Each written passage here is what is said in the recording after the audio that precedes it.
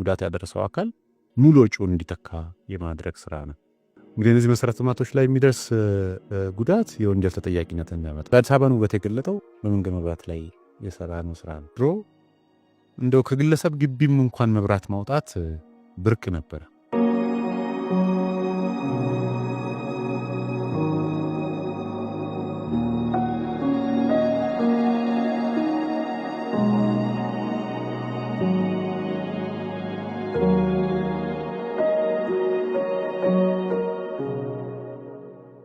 እንግዲህ መንገድ መብራት የእግረኛ መንገዶቻችንን በደንብ ፕሮፐርሊ የሚያበሩ የተሽከርካሪ መንገዶችን ፕሮፐርሊ የሚያበሩና ቪዚቢሊቲን የሚጨምሩ ከመሆናቸው ጋር ተያይዞ በእግርም ተሽከርካሪም ይዞ የሚንቀሳቀስ ሰው ደህንነቱ በተጠበቀ መልኩ በእግር እንዲንቀሳቀስ ተሽከርካሪ ይዞ እንዲንቀሳቀስ ምቹ ሁኔታ መፍጠር ያስፈልጋል። አንድ ቦታ ጨለማ በሚሆንበት ጊዜ በከፍተኛ ሁኔታ የወንጀል ተጋላጭነት ይጨምራል።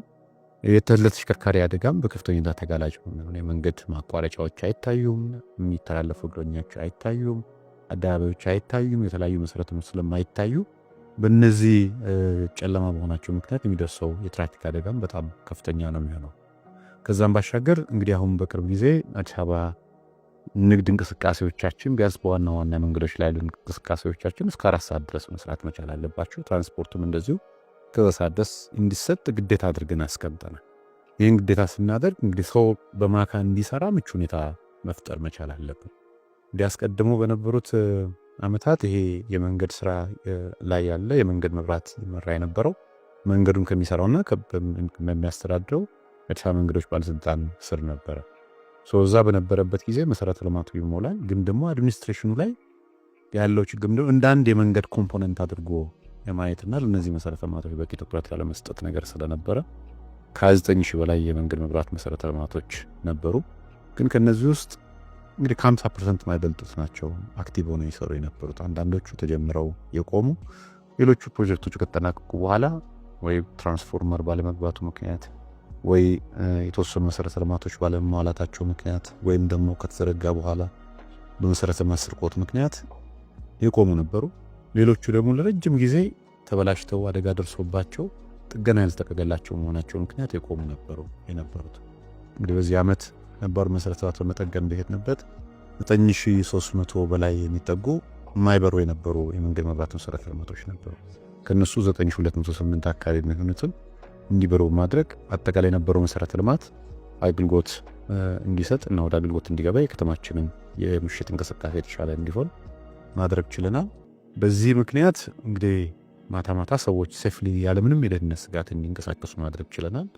ከዛም ባለፈ በተደጋጋሚ የትራፊክ አደጋ የሚደርስባቸው የነበሩ ቦታዎችም ላይ የነበሩ የትራፊክ አደጋዎችን መቀነስ የተቻለበት የከተማችንም የማታ የንግድ እንቅስቃሴ በተሻለ መልኩ የሆነበት አይነት ሁኔታ ነው ያለው። እንግዲህ ቀድሞ በነበረው ሁኔታ መንገዶቹ ምቹ አልነበሩም። አብዛኞቹ መንገዶቻችን ምቹ አይደሉም። ጉድጓድ ይበዛባቸዋል፣ እንቅፋት ይበዛባቸዋል። ሰው እንደው ከሌላው የወንጀል የደህንነት ስጋት ባሻገር መንገዶቹ ምቹ ባለመሆናቸው ምክንያት ብዙ የእግር እንቅስቃሴ አናይም ነበር። አሁን እነዚህ መሰረተ ልማቶች ወደ ስራ ከገቡ በኋላ ግን አብዛኛው ሰው በእግር የሚሄድ ሰው እናያለን። በተለይ በኮሪደር ባለማናቸው አካባቢዎች ላይ ሰው ኦልሞስት ታክሲ መጠበቅ በትራንስፖርት መጠቀም አቁሞ በእግሩ እየሄደ ነው ያለው። ይሄ በትራንስፖርታችን ላይ ያለውን ጫናም ጭምር የቀነሰ ነው። ከዛም ባለፈ ሰው በእግሩ በመሄዱ ምክንያት ደግሞ ጤንነቱን ወደ የተጠበቀ እየሄደ ነው ያለው። ይህም ደግሞ አጠቃላይ ከገጽታ አንጻር ብናይበት ጊዜ እንግዲህ ከተማ እንስናይ ያው የኮንክሪት ጀንግሉን ነው የምናየው። ብርሃን ደግሞ በሰው ልጆች ላይ ሳይኮሎጂካሊ የሚፈጥረው ኢምፓክት አለ። ስለዚህ ከተማችን ውስጥ የመጣ ሰው ቪዲዮ የሚቀረጸውን በምሽት የሚደረጉ እንቅስቃሴዎችን፣ የቱሪስቶችን እንቅስቃሴ፣ ሆቴሎች፣ ቢዝነስ አካባቢ ያለው እንቅስቃሴ የምናይበት ጊዜ ሞር የሚታይ ከተማ በማታም ጭምር የሚታይ ከተማ እንዳለ ማሳየት የቻልንበት በአዲስ መልክ የአዲስ አበባ ውበትም የገለጥንበት ነው። ድሮ እንደው ከግለሰብ ግቢም እንኳን መብራት ማውጣት ብርቅ ነበረ። አሁን ህንፃዎቻችን መብራት ያሸበረቁ ናቸው። የሰዎች አጥር መብራት ያሸበረቁ ናቸው። ሰው እኛ እንደ መንግስት የሰራነው ስራ በግለሰቦችም ላይ የራሱ እይታ ለውጥ በመምጣቱ ምክንያት ከፍተኛ ለውጥ መጥቷል። እንግዲህ ይሄ እኛ በዋና ዋና መንገዶች ላይ የሰራነው ስራ ነው። 34800 እንግዲህ እንደሞ ይሄ በቂ አይደለም በሚል አሁን እያንዳንዱን ብሎክ ማብራት መቻል አለብን በሚል የክረምት ንቅናቄ እቅድ ይዘን ሁሉንም ብሎኮች እናብራ ብንል ከእያንዳንዱ ቤት በር ላይ መብራት እንዲወጣ አጥሮቻቸው ላይ ደግሞ አቅም ያላቸው ሰዎች ደግሞ አጥሮቻቸው ለመብራት እንዲያደርጉ ማድረጋችን ምክንያት ከተማችን በብርሃን የተሞላች የወንጀል ተጋላጭነቷም የደህንነት ስጋቱም እየቀነሰ እየሄደ ያለበት በዚህ ሂደት ደግሞ የከተማው የምሽት እንቅስቃሴ በከፍተኛ ሁኔታ የተነቃቃ መሄድ የቻለበት ሁኔታ መፍጠር ይችላል።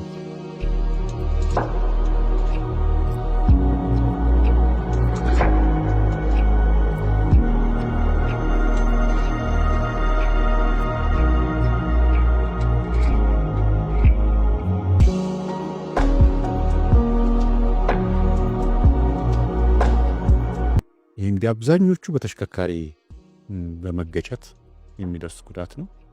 ሌላው ስርቆትና እነዚህ መሰረተ ልማቶች ላይ የሚደርሱ ውድመት ነው። እንግዲህ በአብዛኛው ያለው ስርቆት በምናይበት ጊዜ እነዚህን መብራት መሰረተ ልማቶች ኮንትሮል ቦክሶቹን ብረት ነቅሎ የመውሰድ እዛ ውስጥ ያሉት ኮምፖነንቶችን ነቅሎ የማውጣት ውስጥ ያሉ ኬብሎችን መዞ የማውጣት በትራፊክ የሚደርስባቸው ባሻገር ማለት ነው። ሌሎቹ ደግሞ ተወሰነ መልኩ ያለውን ጉዳት የምናይበት ጊዜ እንግዲህ አዲስ አበባ ከተማችን እንደ አዲስ እየተገነባች ነች ያለችው።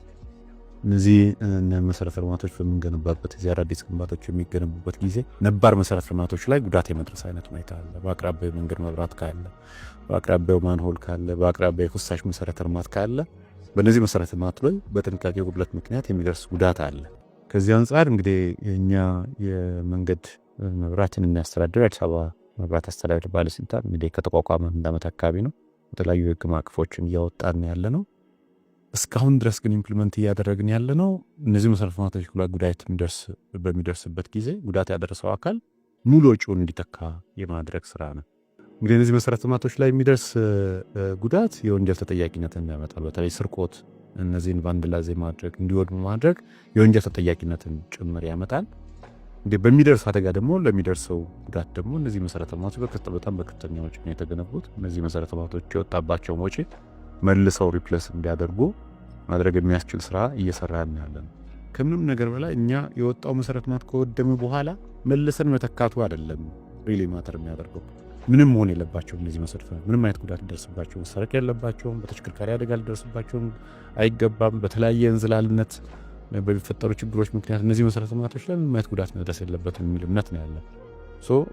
እነዚህ መሰረተ ልማቶች በለማባቸው አካባቢዎች ላይ የሚኖሩ ባለሀብቶች ሊሆኑ ይችላሉ፣ ድርጅት ባለቤቶች ሊሆኑ ይችላሉ፣ መኖሪያ ቤት ያላቸው ሊሆኑ ይችላሉ፣ በአካባቢ የሚንቀሳቀሱ ሰዎች ሊሆኑ ይችላሉ። በእነዚህ መሰረተ ልማቶች ላይ የሚደርሰውን ጉዳት እኔ ላይ የሚደርስ ጉዳት ነው የሚል እምነት ይዞ የመከላከል የመጠበቅ አደጋም በሚደርስበት ጊዜ ለሚመለከተው የህግ አካልም ለተቋማት ሪፖርት ካልተደረገ በስተቀርና ያንን ካልቸር ዴቨሎፕ ካላደረግን በስተቀር አስቸጋሪ ነው የሚሆነው። በዘላቂነት እንግዲህ እነዚህ መሰረተ ልማቶች ከመጠበቅ አንጻር አሁን እያደረግን ያለው አዲስ መሰረተ ልማት ስናስመርቅ እዛ አካባቢ ካለ አድሚኒስትሬሽን ጋር የምንግባባው ነገር ምንድነው? ወረዳ ከሆነ ወይም ክፍለ ከተማ ከሆነ ከዛ ካለው መዋቅር ጋር መሰረተ ልማቶችን ቆጥረን እናስረክባለን። እነሱም በአካባቢው ካለ የሰላም ሰራዊት ጋር በአካባቢው ካለ የፖሊስና የጸጥታ ኃይል ጋር ሆኖ ቆጥሮ እነዚህ መሰረተ ልማቶች ያስረክባሉ። ጉዳት ከደረሰም ደግሞ በራሳቸው ወጪ ለምሳሌ ስርቆት ቢከሰት እነሱ በአግባቡ ባለመጠበቃቸው ምክንያት ስለሆነ የሚሆነው እነዚህ ተቋማት ወይም ደግሞ እነዚህ መዋቅሮች በራሳቸው ወጪ መልሰው እንዲያስጠግሩ የማድረግ ስራ እና ሞር ደግሞ ሶሳይቲ በዛው አካባቢ ያለ የሰላም ሰራዊት አደረጃጀት ከህብረተሰቡ የወጡ አካላት ስለሆኑ እንዲጠብቁ እንዲንከባከቡ የኔ ነው ብሎ ሁልጊዜም ኦን አድርገው እንዲንከባከቡት የማድረግ ስራ እየሰራን ያለ ነው። ይህ እንግዲህ የተገነቡ መሰረተ ልማት የኔ ነው ብሎ ኦን ማድረግ ላይ ሁላችንም ጋር ችግር አለ። ሲፈርስ እያየን፣ ሲጠፋ እያየን፣ ሲገጭ እያየን ዝም ምንል ወይም ደግሞ ከጠፋ በኋላ ጨለማ ሆኗል፣ እዚህ ጋር ጎርፍ ሊያጥለቀልቀን ነው፣ ይሄኛው መሰረተ ልማት አልተሟላልን ብሎ መጠየቁ ላይ እንጂ ከተገነባ በኋላ የኔ ነው ብሎ መጠበቁ ላይ ያለብን ክፍተት አለ። እሱም ማሻሻል አለብን የሚል እምነት ነው ያለን። እንግዲህ በጨለማ ውስጥ ያለ አይታይም፣ ካልታየ ውበቱ አይደነቅም፣ ውበቱም አይወጣም። አዲስ አበባን ውበት የገለጠው በመንገድ መብራት ላይ የሰራነው ስራ ነው።